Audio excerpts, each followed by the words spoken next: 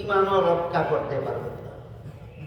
যেমন তসলিমা নাসরিন এক জায়গায় বলে যে কোরআনে পুরুষকে 4টা বউ একত্রে রাখার অধিকার দেওয়া হচ্ছে, কিন্তু একটা মহিলাকে একের বেশি স্বামী রাখার অধিকার কোরআনে দেওয়া হয়নি।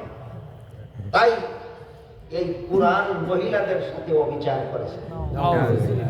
যে কোরআনে অবিচার করে এই কোরআন কোনো মানুষ মানতে পারে না। কি জবাব দেবেন আপনি? কি করেন এই শয়তানি যুক্তির কি জবাব? বলুন, কোরআনে একটা পুরুষকে 4টা বউ রাখার অধিকার দেওয়া হয়েছে কি? কিন্তু একটা মহিলাকে কি একের বেশি স্বামী রাখার অধিকার দেওয়া হয়েছে? তাহলে সাম্য হইল না বৈষম্য হইল? বৈষম্য। এই বৈষম্যমূলক কোরআন এই আধুনিক যুগে চলতে পারে।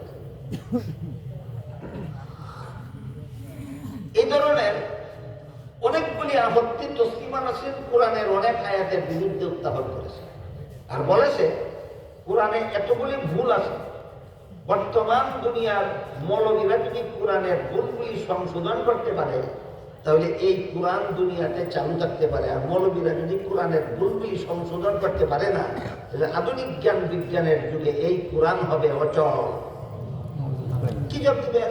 এই জন্য বলছি, আল্লাহর দোহাই লাগে, হাতে পায়ে ধরে বলি, তসলিমার বই পড়বেন না, শয়তানি যুক্তির জবাবও দিতে পারবেন না, আর ঈমানও রক্ষা করতে পারবেন না। কয়েক বছর আগে, বেশ কয়েক বছর আগে, মনে হয় 15-20 বছর আগে বাংলাদেশে একটা আদমশুমারি হয়েছে।